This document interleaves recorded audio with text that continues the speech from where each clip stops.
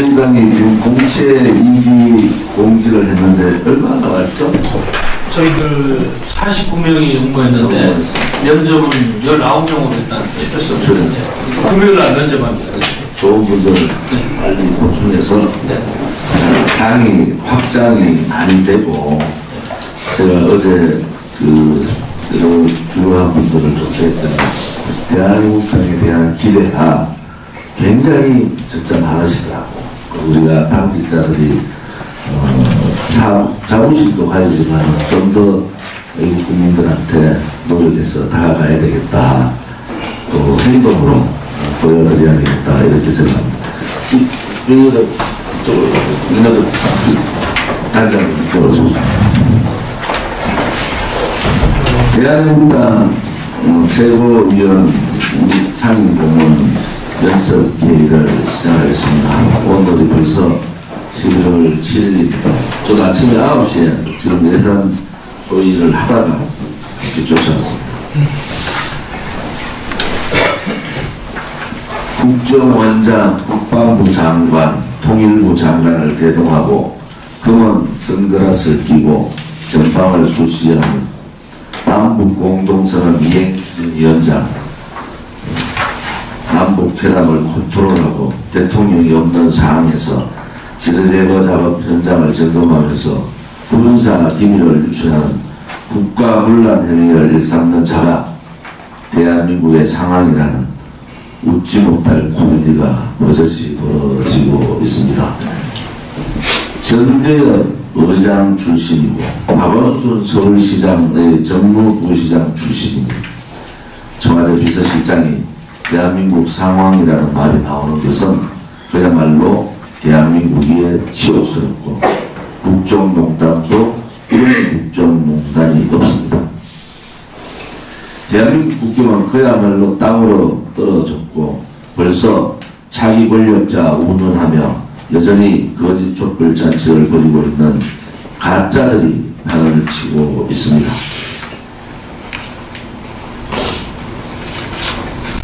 비서실장 임종석 비서실장의 행위가 국민들을 너무 무시하는 오만적인 행위에 대해서 분노를 느낍니다. 심지어 내년도 경제 성과에 대해서 김동연 경제부총리와 장하성 경제실장과의 엇박자를 보면은 대한민국 국민은 어느 장단에 맞춰야 할지 어리둥절할 뿐입니다. 장하성 정책실장은 내년에 실질적인 경제 성과를 국민들이 체감할 수 있을 것이라는 뚱딴지 같은 소리를 했고, 이에 대해서 김동연 부총리는 정책실장이 아마 자기 희망을 표현한 게 아닌가 생각한다고 반발했습니다. 지금은 정말 어려운 상황이고, 경제 주체들이 경제에 대한 희망의 손을 놓아버린 그러한 상황에서 문재인 씨 정권의 경제 수장들의 이 황당한 상황은 어려운 서민들을, 또 어려운 자영업자들을 더 분노하게 하고 있습니다.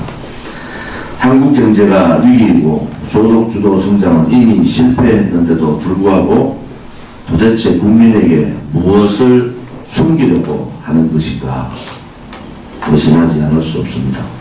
솔직하지 못하고 깨끗하지 못하고 용기도 없는 그러한 삼류 중에 삼류 정권이라는 것을 스스로 자인하는 셈입니다. 무능력하고 무책임한 가짜 세력에 의해서 박근혜 대통령이 불법 탄핵되었다는 점에서 참으로 개탄스럽고 한탄스럽습니다. 한술 더 떠서 국회에서 인사청문회가 채택되지 않았음에도 조명래 환경부 장관 후보자의 인사청문서를 재송부했습니다. 지금까지 인사청문회 보고서 채택 없이 임명된 고위공직자가 9명인데 조명래 후보까지 임명하면 10명이나 됩니다.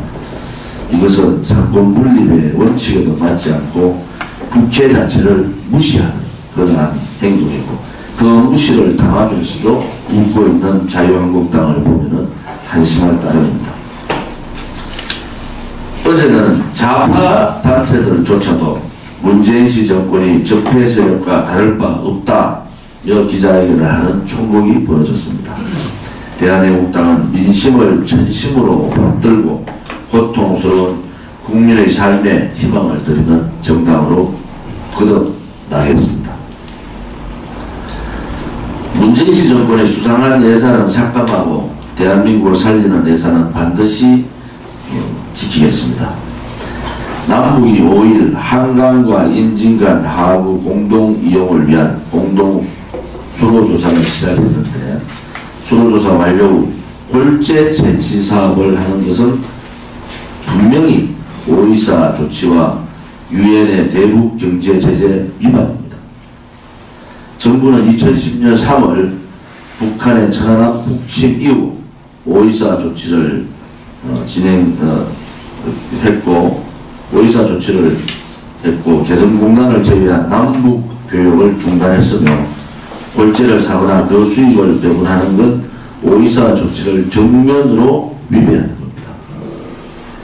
이것은 유엔 대북 제재의 사항임에도 불구하고 지속적으로 여러 가지 사항에서 미국의 심기를 건드리고 있습니다.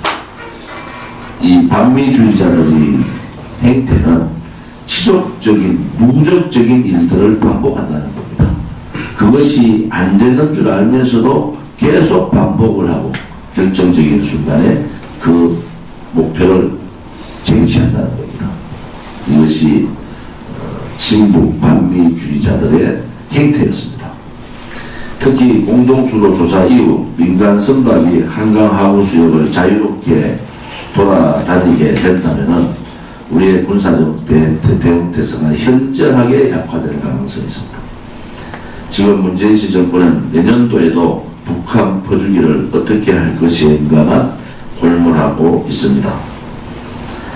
어제 행정안전위원회 예산 소위에서 새마을운동 지원사업과 관련하여 노후화된 새마을연수원 교육시설 보수 등 15억 6천만 원을 정액했습니다. 15억 6천만 원을 정액했습니다. 그리고 대구 경북 지진비에 경북의 경주 포항 지진비에 대한 대책 예산도 정액했습니다. 특히 국립지진방재연구원 설립을 위한 용역비가 측정됐습니다. 대한애국당은 끝까지 자유민주주의와 시장경제를 지키는 예산을 반드시 확보하고 정말 어려운 재난을 당한 분들에 대한 대책도 신속히 마련하고 예산도 준비하도록 하겠습니다. 특히 문재인 정권의 잘못된 대북 정책 예산은 반드시 바로잡고 공개하겠습니다. 이번 주 태극기 집회는 서울역에서 1부를 하고 2부는 광화문 세종문화회관에서 합니다. 제89차 태극기 집회가 이번 10일 토요일 2시 서울역 광장에서 그리고 2부 집회는 세종문화회관에서 개최하는 것을 원칙으로 하고 있습니다. 최근 천만의 무죄석방본부의 서명운동이 활기차게 전개되고 있고 국민 여론도 크게 움직이고 있습니다. 특히 서울특별시 당위원장을 맡아주신 허평한 공동대표님의 말씀은 우리의 가슴을 움직이고 있습니다. 서울, 경기, 인천이 강원도까지가 태극기 집회의 배가 3배가 할 수 있는 그러한 지역이기 때문에 우리가 서명운동을 활성화해서 이 태극기 집회가 2배, 3배 늘어날 수 있도록 최선의 계획을 가지고 준비를 하고 계심에 대해서 감사를 드립니다. 이러한 기세를 살려서 국민들께 태극기 집회의 역사적, 정치적 의미를 각인시켜야 할 것 같습니다. 저도 어제 모 신문사에 국장을 뵙고 여러 가지 얘기를 들었는데 메이저 언론에서 태극기 집회에 대한 관심이 굉장히 많아졌다. 그리고 놀랍다. 그리고 제가 말씀드렸습니다. 그 많은 10,000명, 20,000명, 30,000명, 심지어 10만 명까지 모이는데 태극기 집회의 비용은 겨우 몇백만 원에 불과하다. 태극기 집회에 나오는 많은 애국 국민들, 애국 동지들의 자발적인 자비에 의해서 새벽밥 먹고 또 돌아가면 새벽이 되는 그 어려운 상황에서도 우리는 89차 태극기 집회를 하는 겁니다. 전 세계 역사상 없었던 우파의 태극기 집회고 또 불의에 저항하는 투쟁의 역사다. 우리의 태극기 집회의 역사는 대한민국의 역사에 분명히 기록되면서 우리가 하는 그 뜻이 반드시 관찰되리라 저는 믿습니다. 지금 국민들은 여성이면 여성, 남성이면 남성, 청년이면 청년, 각계각층 남녀노소가 문재인 정권의 분노를 표출하고 있습니다. 특히 박근혜 대통령님에 대한 잘못된 거짓 불법 탄핵에 대해 눈을 뜨고 있고 서서히 그 진실을 알아가고 있습니다. 박근혜 대통령에 대한 억울함과 정치적 탄압, 정치 보복, 인신감금에 대해서 우리가 좀 더 고민을 해야 합니다. 이것은 인권 문제에 있어서도 있을 수 없는 일입니다. 그것을 대내뿐만 아니라 해외에도 적극적인 홍보가 필요한 사항입니다. 대한애국당의 공보팀들이 지금 전열을 가다듬고 대한애국당을 위해서 여러 가지 안들을 제시하고 있습니다.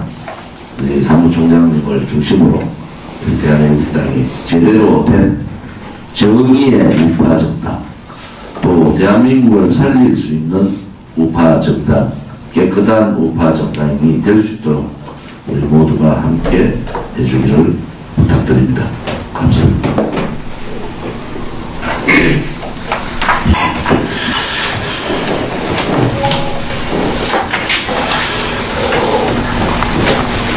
어제 한국을 대표하는 성각 경작 교수 34명이 한국 경제에 보낸 3가지 경고를 했습니다. 즉 경제 위기가 지금 빠져 있다는 얘기입니다. 첫째는 스태그플레이션, 고성장 속의 고물가 정책. 그 이유는 최저임금 과도 인상과 52시간 제도화로 비용 증가로 경제 침체와 우측으로 물가가 오르고 저성장 속에서 지금 스태그플레이션이 일어났다고 경고하고 있습니다. 두 번째는 장기간 고실업이 지금 진행 중에 있다. 과도한 노동시장의 경직성과 경기 우측으로 인한 장기간 높은 실업률이 계속될 것이라고 경고했습니다. 세 번째는 재정적인 드라마에 빠져있다. 복합 복지 확대를 위해서 세금을 더 거둘 것인가, 부채를 늘리겠느냐 하는 그 재정적인 드라마에 빠져 있어서 경제가 다양한 이렇다. 이와 같이 현재 이근 서울대 경제학부 교수 비롯한 교수들은 한국 경제 재전망 집필을 하는 과정에서 현재 한국은 경제적으로 매우 애환에 빠져있는 위기에 처했다고 지금 얘기하고 있습니다. 그 다음에 어제 그저께 이른바 청와대에서 무슨 여야정 무슨 상설회의체에서 김성태 한국당 원내총무가 참석했습니다. 그 자리에서 문재인 대통령은 탈원전 정책 절대 바꿀 수 없다고 했습니다. 그런데 탈원전 정책은 전문가와 변호사의 말에 의하면 이거는 우연에 해당되는 상황이라고 합니다.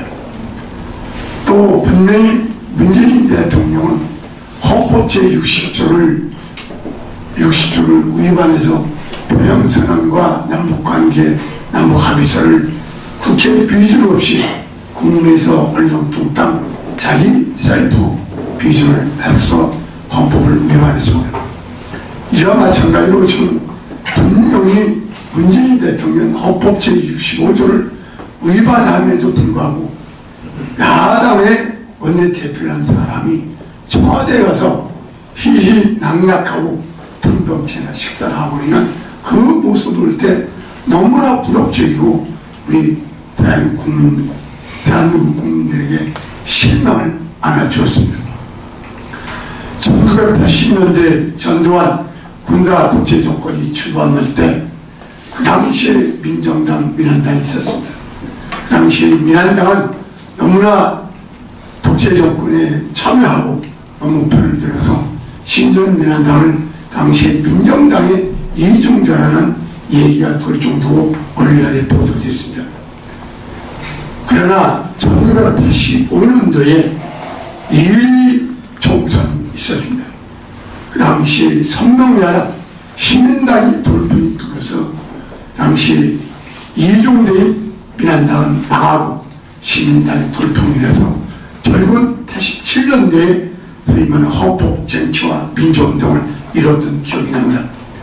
지금 국민들은 80년대에 이루었던 신민당, 선명야당, 소위 말하면 집권 여성과 지금 망해가는 대한민국, 공산화되어가는 대한민국과 싸워도 투자하는 선명야당을 지금 원하고 있는 것입니다. 그럼에도 불구하고 야당의 원내대표는 작자는 청와대 가서 희낙낙하면서 밥을 먹는 그 모습을 볼 때 많은 국민이 실망했던 것을, 그래서 지금 많은 국민들은, 특히 보수 우파 국민들은 선명야당 대한애국당을 지금 지지하고 대한애국당이 제1의 신민당 돌풍으로 2020년에 그러한 돌풍이 일어나기를 고대하고 저는 반드시 일어나라고 생각합니다.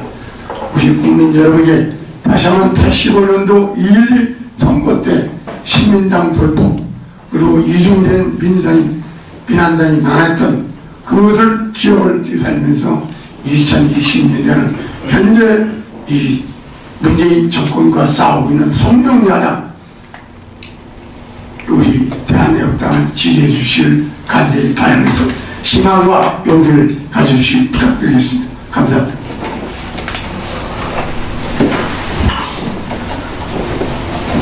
존경하는 당원 동지 여러분, 얼마 전에 해외에서 개국 활동을 하고 있는 육사 후배 한 사람이 저한테 카톡을 보냈더라고요.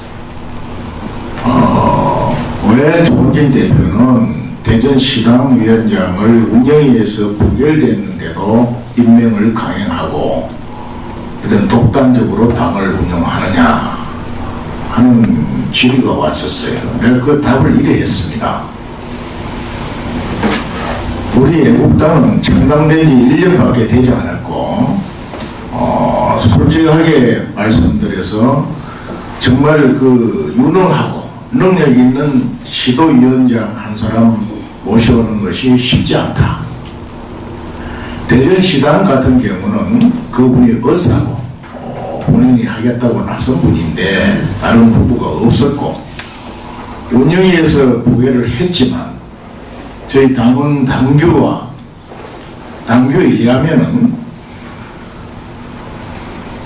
출마자가 없거나 또 단일 후보일 경우에는 단일 후보일 경우는 운영위 결의를 따르지만 그러나 최고위에서 의결을 해서 당대표가 임명을 할 수 있도록 규정이 되어 있었고 대전시당 같은 경우는 지원한 분이 나름대로 개인적 능력도 있고 의욕도 있고 여러 가지 조항을 판단할 때 운영위에서 부결은 됐지만 달리 대안이 없는 상황에서 임명하는 것이 당을 위해서 좋다고 최고위에서 결의됐고 대표는 그걸 수용한 것 뿐이다 하고 내가 답을 해줬어요. 또 그러면서 이런저런 그 유튜브에서 비난하는 이런 내용을 저한테 왔길래 조원진 대표께서 이제 우리 애국당이 좀 커지고 태극기 집회가 늘어나고 조원진 대표 위상이 좀 올라가니까 사실 각종 엄연화 위해하는 부분도 있다. 이런 것을 여러분들이 이해를 해야 된다 했더니 오늘 아침에 또 답이 왔어요. 자기가 자기 지인들한테 무조건 대한애국당으로 다 모여라. 보수 우파의 정치 개혁은 대한애국당으로 모여서 자기 21대 국회에서 반드시 정치 개혁을 하는 중심당이 되어야 되겠다. 그리고 집회는 서울역, 광화문, 동아면세점 앞으로 다 나와달라 하고 보냈더니 대부분의 분들이 공감을 하더라 하는 답을 또 왔어요. 그래서 제가 또 보냈습니다. 뭐라고 보냈냐? 지금 이 나라를 구할 수 있는 유일한 세력은 사실은 태극기와 우리 대한애국당인데, 이 태극기 같은 경우에는 평일에는, 평소 토요일에는 최소한 5만 명, 그리고 일단 유사시에는 적어도 50만 이상이 태극기를 들고 나와야만이 이 조국 대한민국을 지킬 수가 있다. 그런데 이렇게 분산돼서 하는 것 같이 보이지만 사실은 다른 곳은 많아야 230명인데 주력부는 전부 서울역에 와 있다. 여기에 다 모아야 한다 하고 내가 얘기를 했고, 당의 경우는 나라 꼬라지 이렇게 만든 근본 원인은 지금 자유한국당, 바른미래당 그 국현 놈들이다 내가 그랬어요. 박근혜 대통령 탄핵을 촛불이 주도한 게 아닙니다. 이 나쁜 놈들이 권력 쥐기 위해서 정말 해서는 안 되는 배신 행위를 해서 나라 꼴이 일이 됐는데, 그런 당에 아직도 개주의 또는 애국 국민들이 거기에 국회의원 몇이 더 있다고 해서 그 당을 중심으로 뭉쳐야 된다고 하면 이 나라 미래 없다는 거였어요. 그래서 미안하지만 이 조국 대한민국을 지키고 구하고 할 수 있는 당은 대한애국당으로 전부 재편이 돼야 나라 바로 세울 수 있다 하고 보냈어요. 제가 무슨 우리 대한애국당에 몸담고 있기 때문에 또는 천만의 무죄습관 공동대표를 하고 있기 때문에 연설하는 게 아닙니다. 저는 분명히 말씀드렸습니다.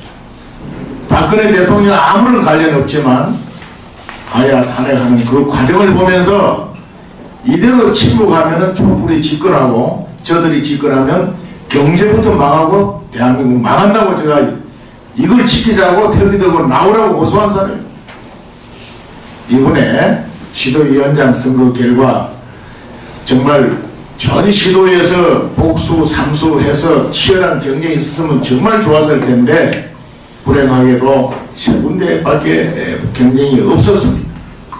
선거 결과 발표하니까 강원도와 경기도에서 의제기가 들어왔습니다. 강원도의 경우는 재검표를 좀 할 수 없느냐, 그리고 선거 기간에 모 당원이 카페에서 자기를 원색적으로 비난했는데 이것이 선거 위반 행위야, 이거 조사를 해달라 하는 건데, 원색적 비난 문제는 선거 기간에 이미 우리가 조사를 해서 통보를 해줬습니다. 그건 개인적인 문제일 뿐입니다.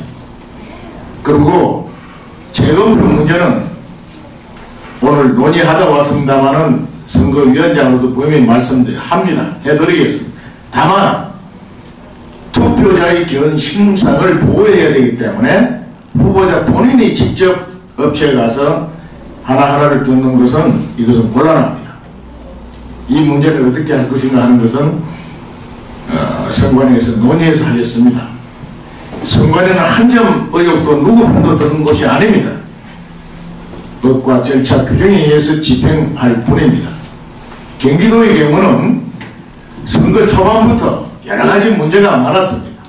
그럼에도 경기도의 중요성과 또 경쟁을 하면서 나왔기 때문에 선관위에서는 최대한 그때 경고를 하면서 선거를 이끌어 갔습니다. 그러나 마지막까지 당선 무효에 해당되는, 양측 다 당선 무효에 해당되는 명백한 위반 사례들이 여러 가지가 발견이 됐고 확인이 되었습니다. 그래서 선거 자체를, 당선 자체를 무효화시키고 아울러서 최고위에서는 선거 자체를 무효화시키는 이런 결의를 한 것입니다. 여기에 누구도 한 점 의혹이 없습니다. 존경하는 당원 동지 여러분, 지금 우리는 이런 문제로 왈가불가하고 싸울 때가 아닙니다. 저 서울시당 위원장 솔직히 맡고 싶지 않습니다. 그걸 왜 제가 맡아야 합니까? 어떤 분이 그럽니다. 아니, 당대표까지 한 사람이 무슨 서울시당 맡습니까? 허 대표는 배알도 없습니까? 내한테 노골적으로 그리 문자를 보낸 사람들도 있어요. 여러분, 지금 우리가 체면 차리고 배알 차릴 때입니까? 지금 국가, 조국 대한민국 위기입니다. 박근혜 대통령 보세요. 저건 말이죠. 인간으로서도 해서는 안 될 짓을 하고 있습니다. 이놈들이. 저는 참 옛날부터 이 대한민국은 필리핀보다도 못하고 태국보다도 못하고 버마보다도 못한 정치적으로 한심한 나라라는 내가 울분을 토하면서 살았습니다. 그런 나라 한번 보세요. 지도자가 선거가 잘못되면 온 국민들이 벌떡같이 일어나서 뒤엎는 것을 우리 봤습니다. 우리는 그렇게 할 수는 없지 않습니까? 법과 절차에 따라서 이 자유대한민국 법과 정의 지켜야 합니다. 자유대한민국 지켜야 합니다. 저 억울하고 불쌍한 박근혜 대통령 구해야 할 수만 있으면 김정은이 김일성 체제 없애버리고 자유통일을 해야 되는 겁니다. 그거 하자고 우리가 모였는데 이번에 시도위원장 안 되면 어떻습니까? 저는 미국의 대통령 선거를 보면서 그 과정에서는 서로 피 터지게 싸우고 인격 모독적인 언사를 하면서도 딱 끝나고 나면 악수하고 선곡하면서 서로 도와주는 이런 모습을 보면서 우리는 저렇게 될 수 없을까? 여러분, 다시 말씀드립니다. 박근혜 대통령님 저 왜 저래 됐습니까? 우리도 저렇게 할 겁니까? 여러분들 그곳에서 제기한 의혹은 명명백백하게 밝혀드리겠습니다. 다만 그 결과는 제발 좀 수용하시고 두 패를 나눠서 싸우지 말고 끝났으니까 정말 서로 축하한다 그러고 화합을 하십시오. 시도위원장 안 하면 어떻습니까? 뒤에서 밀어주고 화합을 하십시오. 그러면 더 돋보입니다. 제가 다시 한번 부탁을 드립니다. 감사합니다.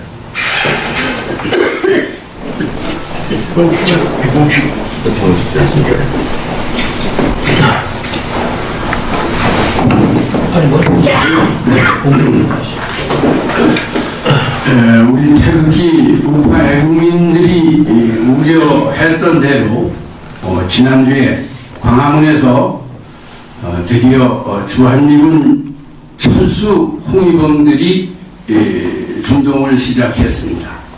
성조기를 갈갈이 찢는 모습을 여러분들 피를 토하는 심정으로 다 보셨을 겁니다. 그런데 우리 대한애국당에 지난주 이름 모를 한 미군 병사의 세발 탄흔이 남겨진 철모가 도착이 됐습니다. 이것은 지금 한미동맹을 파괴하려는 이 엄중한 시기에 우리 대한애국당에 운명적으로 맡겨진 한미 혈맹 강화를 위한 크나큰 과제라고 생각이 듭니다. 그래서 지난주 이 철모 인수식을 우리 대한애국당에서 조원진 대표님과 관계자들이 참석한 가운데 거행을 했고, 지난주 토요일 태극기 집회에서 우리 애국민들에게 이 태극기를 공개한 바 있습니다. 그리고 우리 대한애국당에서는 이 철모의 유족을 찾는 것에 그치지 않고 우리 당에 주어진 이 한미혈맹 강화라는 중대한 과제를 충실하게 수행할 수 있도록 유족 찾기 특별위원회를 설치를 했습니다. 그래서 부족한 제가 이 사업을 과제를 맡게 됐습니다. 이 미군 철모는 단순한 전쟁의 유물이 아닙니다. 60여 년 전 6.25 전쟁에 참전한 이른모를 한 미군 병사가 피 흘려 지킨 대한민국의 역사를 극명하게 보여주는 세발 타는 철모를 통해서 피로 맺어진 한미혈맹의 소중함을 다시 한번 일깨우고 작금의 좌파 독재 정권이 획책하고 있는 한미동맹 파괴 책동에 국민적 경각심을 고취시켜야 하는 이 중요한 유품입니다. 그래서 우리 대한민국의 진정한 우파 정당인 대한애국당과 애국민들은 공산주의자들의 무력남침을 피 흘려 막아준 미국 정부와 참전용사들 그리고 온 미국 국민의 고귀한 희생과 은혜에 보답하고 참전용사들의 희생정신을 기리는 기념사업을 이 철모를 통해서 다양하게 펼칠 것입니다. 본사업은 단순히 철모의 유족을 찾는 것에 그치지 않고 1단계 유족 찾기 사업, 2단계 추모 사업으로 나누어서 한미 혈맹 강화 차원에서 지속적으로 추진을 해야 될 것입니다. 본사업의 효과를 극대화하고 한미 간의 유대를 강화, 국민 간의 우호 친선을 증진하기 위해서 다양한 문화 콘텐츠 사업을 병행 추진하겠습니다. 본사업의 효율적인 추진을 위해서 당내외 및 해외에 추진기구를 설치하고 유기적인 협조와 공조체제를 유지토록 하겠습니다. 자세한 사항은 추후에 다시 발표를 하겠습니다만 이 철모를 통한 문화 콘텐츠 사업의 개요를 소개를 해드리겠습니다. 먼저 이 철모 유족 찾기 사업의 전 과정을 기록한 다큐멘터리 영화를 제작해서 한미 혈맹의 중요함을 일깨우는 기록으로 남기고 우리 태극기 애국민들께 공개하도록 하겠습니다. 또한 이 찾기 전 과정의 중요 사항들을 기록하여 화보와 백서로 발간을 하도록 하겠습니다. 또한 뮤지컬을 제작을 해서 우리 태극기 애국민들이 이 철모의 중요성을 실감할 수 있도록 진행을 하겠습니다. 이 사업이 성공적으로 수행이 된다면 이 철모의 주인을 주인공으로 한 한국 전쟁, 6.25 전쟁의 참혹했던 실상, 피 흘려 지킨 우리 미군 병사들 54,000여 명의 거룩한 뜻을 기리는 전쟁 영화를, 극영화를 제작하는 것이 우리 당에 주어진 과제라고 생각을 하는데 이것은 엄청난 제작비가 따르는 문제이기 때문에 추진 과정에서 충분한 검토를 진행하도록 하겠습니다.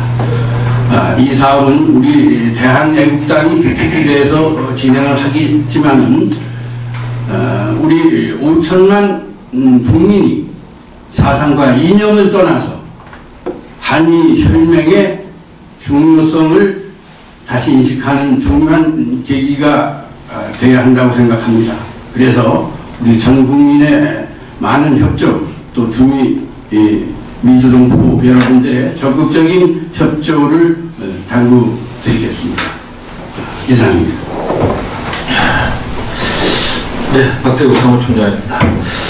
우선 모두의 대표님께서 말씀하셨습니다만 제2기 대한애국당 우리 공채 응모 결과가 최종 집계가 어제까지 또 49명입니다. 49명. 그래서 서류 심사 결과 19명을 면접을 하는 것으로 이렇게 결정을 했습니다. 이번 금요일 날 하루 종일 저희들이 면접을 해서 최종 후보자를 좀 1.5배에서 2명을 선정해서 최종 면접을 당대표님께서 보는 것으로 이렇게 진행을 할까 합니다. 그리고 저희 당에 지금 이제 시도당 위원장 선거가 끝났기 때문에 당무감사를 지금 기획하고 실행할까 합니다. 기간은 11월 19일부터 11월 28일까지로 되어 있고 조직 인사부문에는 당원 현황, 그 다음에 조직위원장 실태, 활동 상황, 서명대 활동, 정당 주최 체육 집회 참여도, 기여도, SNS 정당 홍보 활동 지수, 6.13 지방선거 출마자 활동, 당직자 보석 평가, 주로 이런 항목을 조직 인사 부분에서 볼 것이고, 회계 재정 파트에서는 정당 지원 부문 실사, 정당 지원 재물조사, 예를 들면 서명대, 차량, 직인 등등, 그러면 이웃법관, 후원 등의 활동이 있었는지 실태조사가 있을 것입니다. 그래서 자세한 안을 마련해서 당무감사를 통해서 당의 조직을 점검하고 당의 조직을 더 혁신하는 그런 일련의 활동을 하도록 하겠습니다. 그리고 이번에 또 한 가지 중요한 당의 기구가 생기는데요.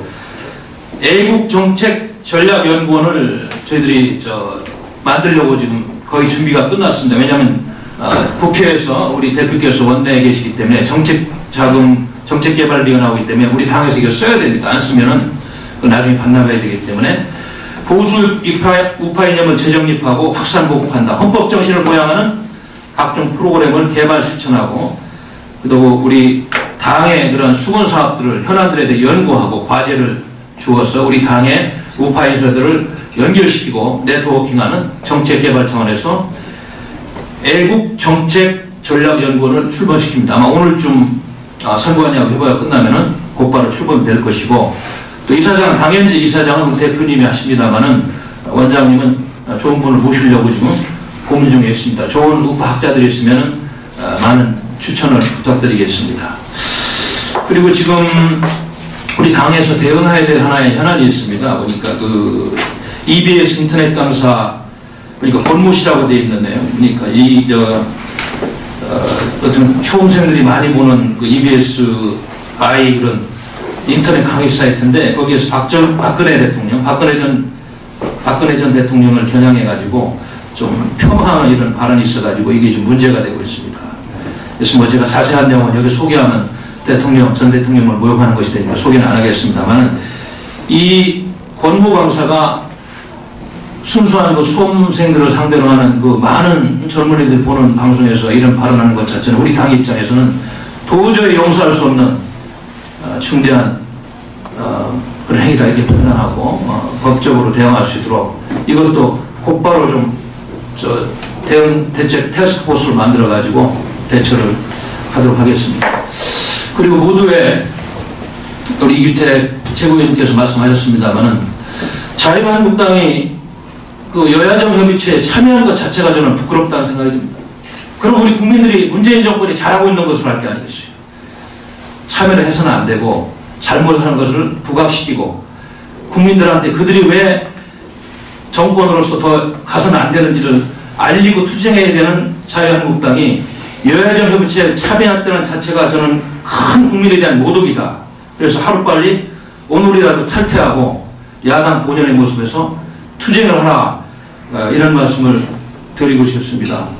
그래서 지금 우리 현 정국이 이제 가파르게 움직이고 또 한미 동맹체제가 균열되며 심지어는 한미일 삼각 안보 동맹까지 지금 흔들리는 이 상황에서 자유한국당이 가장 중요한 이슈에 대해서는 외면하면서 이렇게 잘못된 정치를 하고 있다는 사실을 엄정하게 규탄합니다.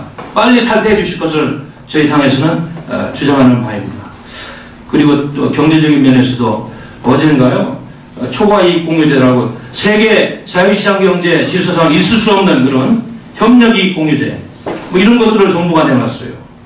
정부가 이런 것을 법제화해가지고 마치 대기업들을 통제하는 수단으로 삼을 것 같은 이런 좌파 정책에 대해서 자유시장 경제를 사랑하는 우리 모든 국민들은 분노하고 있다, 이런 말씀을 드립니다. 저희 정부는 당장 이러한 정책을 철회하고 우리 대한애국당은 자유시장 경제와 자유민주주의를 파괴하는 이런 잘못된 정책들에 대해서 과감히 투쟁하고 앞으로 그들의 잘못을 규탄할 것이다, 이런 말씀 드리겠습니다. 감사합니다.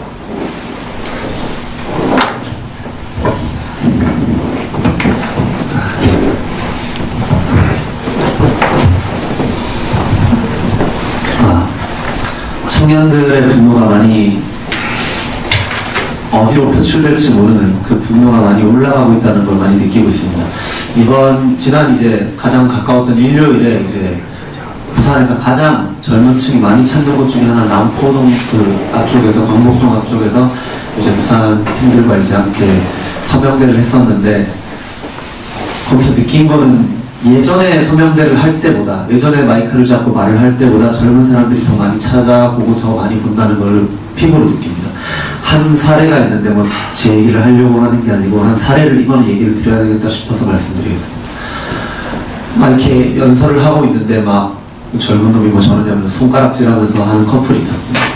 근데 뭐 문재인 정권이 뭐 지금 평화를 잘하고 있다는 건 자기가 하는데 제 귀로 들리길래 뭐 각국 정상들이 서로 손잡고 군사공대에서 왔다 갔다 하는 걸로 평화가 지켜질 거면 전 세계에 군대 필요 없고, 그런 식일 거면 전 세계 모든 사람들이 군대 다 없애고 외교관만 세울 것이다 라고 했더니 가만히 쳐다보더라고요.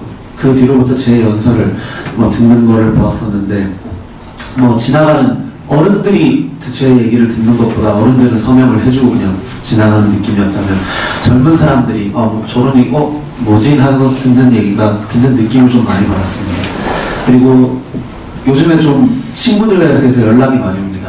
어떻게 하다 보니 제가 이번 지방선거 그 보궐선거에 나갔다가 친구들과 연락이 좀 많이 끊겼는데, 네가 그때 나갔던 거를 되게 안 좋게 봤었는데 요즘 정권하는 거 보니 네가 하는 게 맞았던 것 같다, 네가 참 용기 있었던 게 맞는 것 같다 라는 연락이 한둘이 오고 있습니다. 뭐 그 친구들 하나둘 깨어나는 거 정말 다행스럽게 생각합니다. 그럼에도 이제 제가 염려스러운 것은 청년들이 깨어나고 있는데 우리 어른들, 그리고 우리 태극기, 그리고 보수우파 어른분들께서 갈피를 못 잡으시는 것 같아서 제가 그게 많이 안타깝습니다. 한 어른분이 저한테 이렇게 물어봅니다. 왜 대한애국당에서 그렇게 있냐고, 큰 물이 자유한국당에서 놀아야 되지 않냐고 그런 말씀을 하시길래 제가 자유한국당이 큰 물입니까? 라고 물었더니 큰 물이라고 하십니다.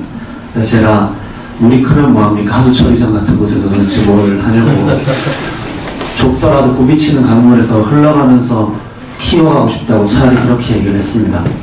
그분이 하시는 말씀을 듣고 제가 얘기를 드린 것이,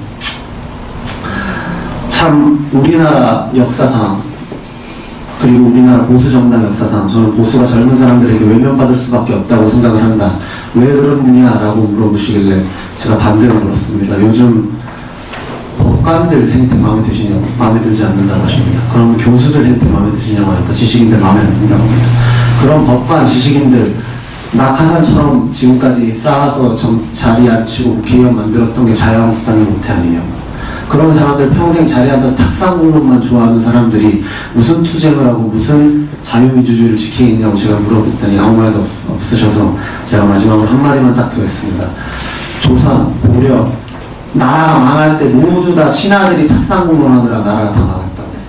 지금 또 그 전철을 밟고 싶지 않다고 그렇게 말씀드렸고, 지금 또 한마디 또 이제 거들자면 우리 당의 어르신들께 또 한마디 말씀드리고 싶은 거는, 선거도 끝나지 않습니까? 이제 제발 우리 부디 화목하고, 우리는 안으로 싸울 때가 아니라 바깥으로 싸울 때입니다.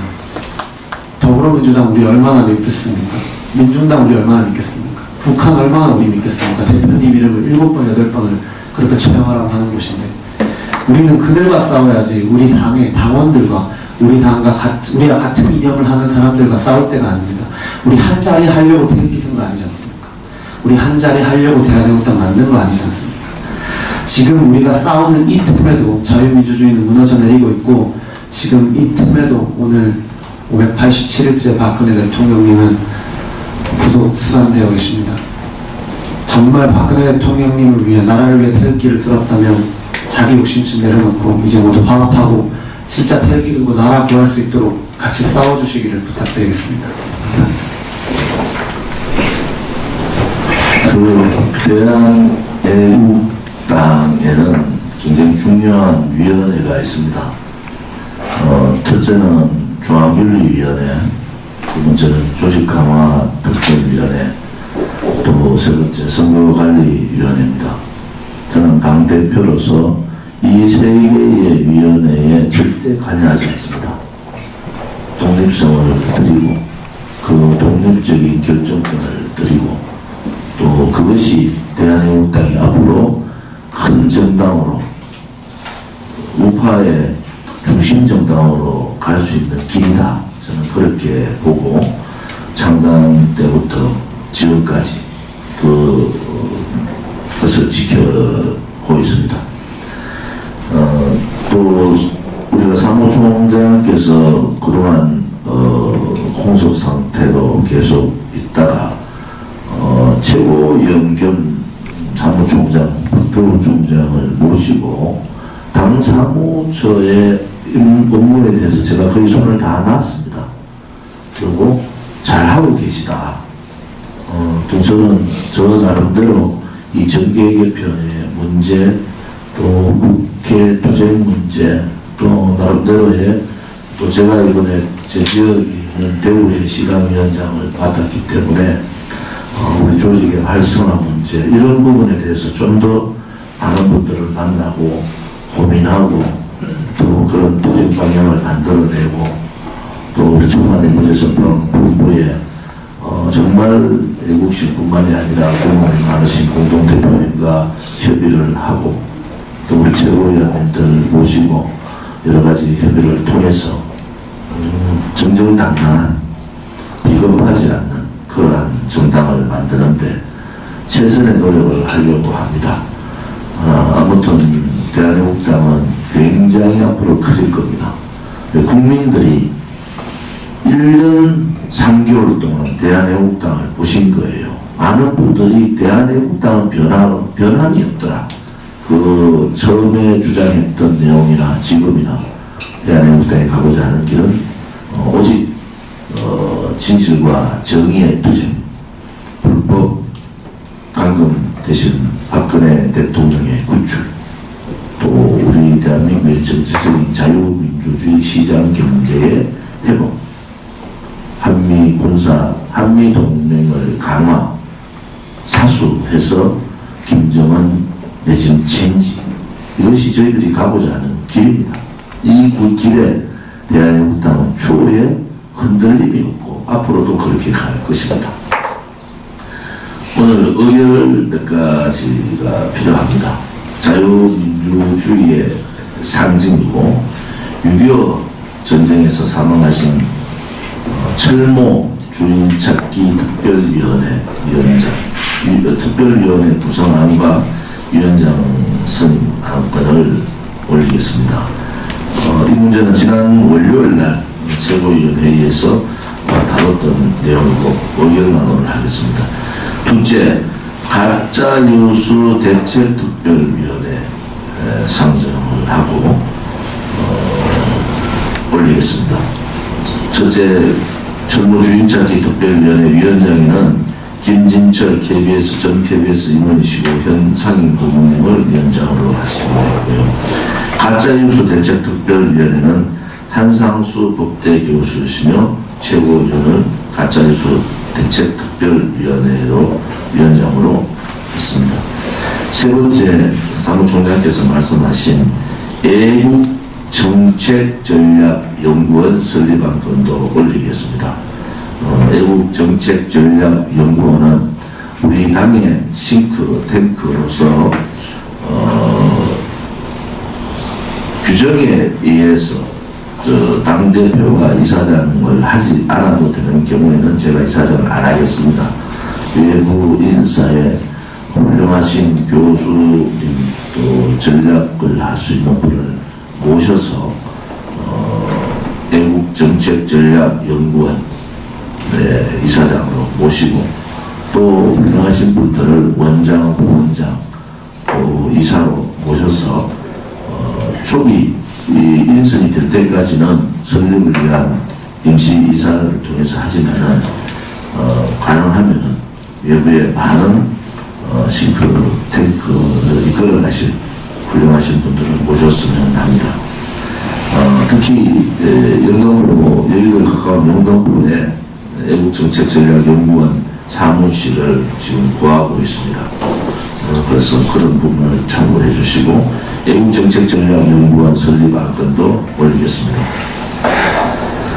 첫째, 자유민주주의 상징인 철모 주인찾기 특별위원회 및 위원장 김진철 위원장 안건을 올리겠습니다.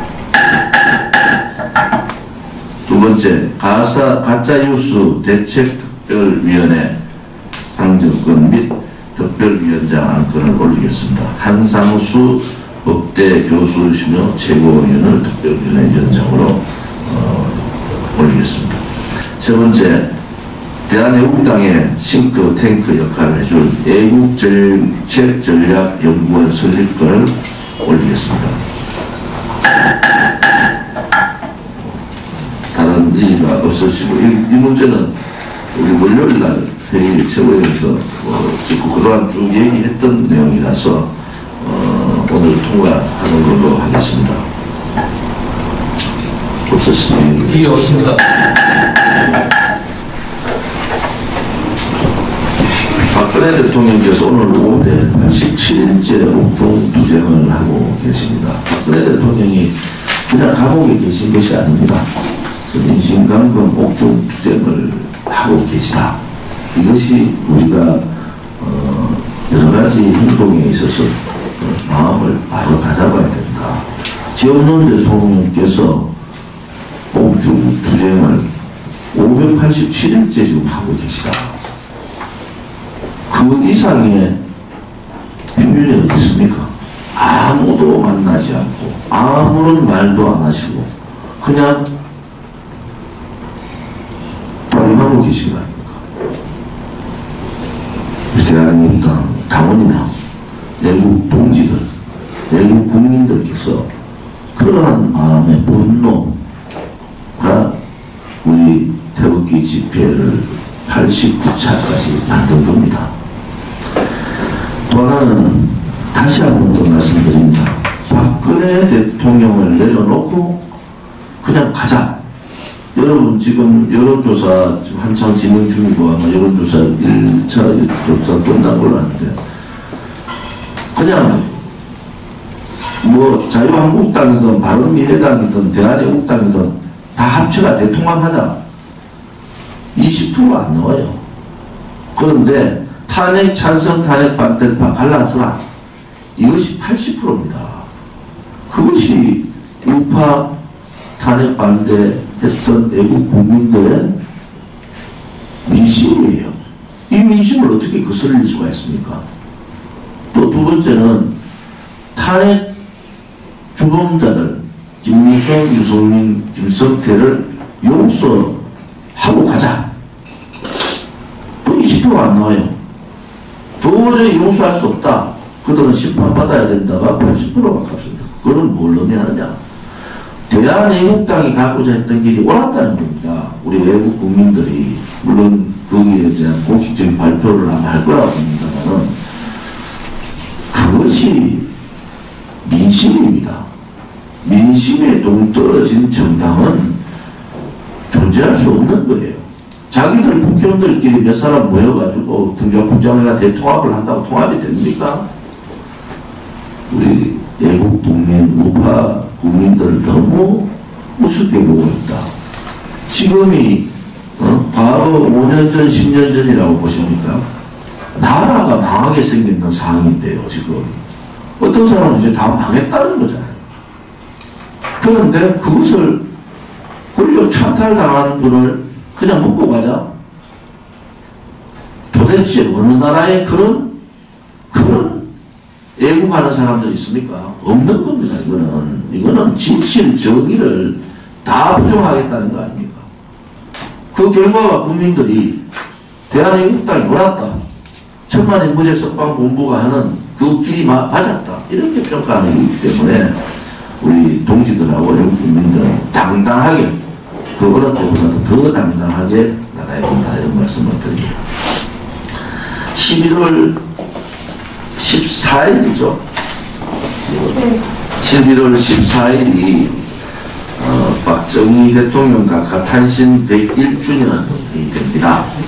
우리 대한애국당과 천만연구재석방본부는 태극기 90차 태극기 집회를 구미 생가에서 11월 14일 오후 1시에 하기로 했습니다.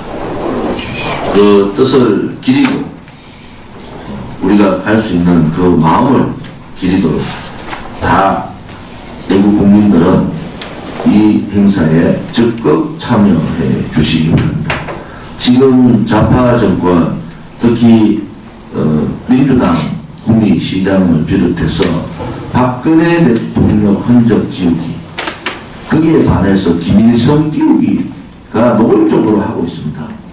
저는 항상 말씀드렸듯이 아직까지 박근혜 대통령과 김일성 싸움은 진행형이다. 우리가 지난번 39주기 추모식에 대한애국당과 외국 국민들이 모였듯이 이번 90차 다음 주 수요일입니다. 90차 구미 탄생 101주년 태극기 집회에도 많은 외국 국민들과 동지들께서 그 뜻을 기리기를 바랍니다. 생가에서 태극기 집회 일부 행사를 하고 참배도 함께 마치고 구미시청까지 태극기 행진을 할 계획입니다. 이번 토요일 집회 또한 지금 자유한국당의 행태가 도를 지나치고 있다. 청와대 가서 이 문재인 씨와 시덕을 지금 상이 아닙니다. 나라가 존재하느냐 마느냐, 대한민국이 망하느냐 마느냐, 그 상황입니다. 그런 심각성을 모르면서 보수파를 자칭하고 있는 것은 맞지 않습니다. 또 태극기 쇼 하지 마세요. 선거 가까워지고 태극기 달기 운동 같은 가소로운 태극기 파리들을 안 하기를 진심으로 얘기합니다.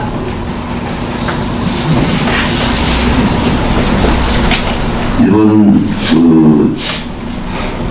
서울역 토요일 서울역 집회로 많은 연사분들 또 동절기 집회 대비를 해서 일부 집회 시간을 조금 단축하고 행진하고 2부 집회도 늦어도 6시에는 마무리할 수 있도록 그렇게 아마 준비들을 하시는 것 같습니다. 이 역사의 현장, 또 투쟁의 현장, 대한민국을 살리는 현장에 외국 동지들과 국민들의 많은 참여를 부탁합니다. 비공개로 하겠습니다. 비공개로 진행하겠습니다.